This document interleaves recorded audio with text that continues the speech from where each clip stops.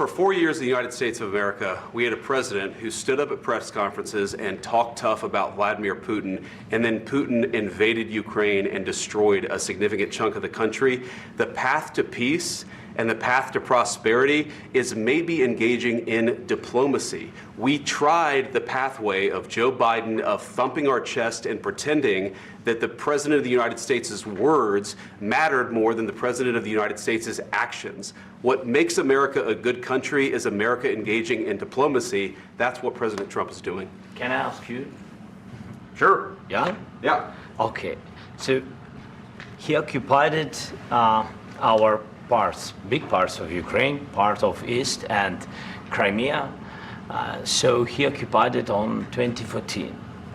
So during a lot of years, so I'm not speaking about just Biden, but those time was Obama, then President Obama, then President Trump, then President Biden, now the President Trump, and God bless, now President Trump will stop him. But during 2014, nobody stopped him. He just occupied and took. He killed people. You know what the contact line? 2015. 2014 2014. and 2014. 2014. Yeah. So I was not here. Yeah, but That's exactly right. Yes, but during 2014 till 2022, the situation the same. The people have been dying on the contact line. Nobody stopped him. You know that we had conversations with him, a lot of conversation, my bilateral conversation, and we signed with him, me, like a new president. In 2019, I signed with him the deal. I signed with him, Macron and Merkel, we signed ceasefire. Ceasefire. All of them told me that he will never go. We signed him with gas contract. Yes, but after that, he broken the ceasefire. He killed our people and he didn't exchange prisoners. We signed the exchange of prisoners, but he didn't do it. What kind of diplomacy, JD, you are speaking about? What do you mean? I'm talking about the kind of diplomacy that's going to end the destruction of your country. Yes, but if you Mr. President, with respect, I think it's disrespectful for you to come into the Oval Office and try to litigate this in front of the American media. Right now, you guys are going around and forcing conscripts to the front lines because you have manpower problems. You should be thanking the President for trying to bring an end to this conflict. Have you ever been to Ukraine that you say what problems we have?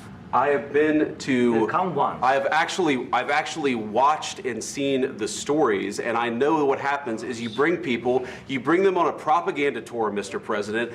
Do you disagree that you've had problems bringing people into your military? And do you think that it's respectful to come to the Oval Office of the United States of America and attack the administration that is trying to prevent the destruction of your country? A lot of questions. Let's start from the beginning. Sure. First of all, during the war, everybody has problems, even you, but you have nice ocean and don't feel now, but you will feel it in the future. God bless. You don't know that. God bless. God bless. You will not have a war. Don't tell us what we're going to feel. We're trying to solve a problem. Don't tell us what we're going to feel. I'm not telling you. Because you're in no position to dictate that. That's Remember exactly what this. You're in no position to dictate what we're going to feel. We're going to feel very good. You will feel influence. We're going to feel very good and very strong. You will feel influence. You're right now not in a very good position. You've allowed yourself to be in a very bad position, and he happens to be right about it. From the very beginning of the war. You're not in a good position. You don't have the cards right now. With us, you start having cards. But right now, you don't. You're playing cards. You're playing cards. You're gambling with the lives of millions of people. You're gambling with World War III. You're gambling with World War III. And what you're doing is very disrespectful to the country, this country, that's backed you far more than a lot of people said they should have. Have you said thank you once? This entire meeting? No, in this entire meeting, have you said thank you? You went to Pennsylvania and campaigned for the opposition in October. Offer some words of appreciation for the United States of America and the president who's trying to save your country. Please, you think that if you will speak very loudly about the war, you can... He's not speaking loudly. He's not speaking loudly. Your country is in big trouble. Can I Wait a minute. No. You've done a lot of talking. Your country is in big trouble. I know. You're not winning. You're not winning this. you have a damn good chance of coming out okay because of us. Mr. President, we are staying in our country, staying strong from the very beginning of the war. We've been alone, and we are thankful. I said thanks you haven't in been this alone. cabinet, you and haven't not been only alone. in this cabinet. We gave you, through this stupid president, $350 billion. You voted we gave for you your military president. equipment, You and your voted men for are your brave, president. but they had to use our military. What about if you didn't have our military equipment, you invited if me you to didn't speak. have our military equipment, this war would have been over in 2 weeks. In 3 days, I heard it from Putin. In 3 days, this is something maybe new. less. In 2 weeks, of course, yes. It's going to be a very hard thing to do business like this. Again, I tell you. just say thank you. I said a lot of times that there, American people. accept that there are disagreements, and let's go litigate those disagreements rather than trying to fight it out in the American media when you're wrong. We know that you're wrong. But you see, I think it's good for the American people to see what's going on over there. I think it's very important. That's why I kept this going so long. You have to be thankful. You don't have the cards. Thankful. You're buried there.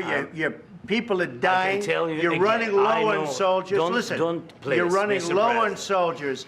It would be a damn good thing. And then you tell us, I don't want a ceasefire. I don't want a ceasefire. I want to go, and I wanted this. Look, if you could get a ceasefire right now, I tell you, you take it so the bullets stop flying and your men stop getting killed. Of course, we want to stop the war. But you're saying you don't want a ceasefire. But I said to you, I want a ceasefire. with guarantees. Because you'll get a ceasefire faster than an agreement. Ask our people about ceasefire, what they think. That wasn't with me. For you what, that what wasn't with me. Means. That was with a guy named Biden, who was not a smart person. That was with Obama. It was your president. Excuse me. That was with Obama, who gave you sheets, and I gave you javelins. Yes. I gave you the javelins to take out all those tanks. Obama gave you sheets. In fact, the statement is Obama gave sheets and Trump gave javelins. You got to be more thankful, because let me tell you, you don't have the cards. With us, you have the cards. But without us, you don't have any cards.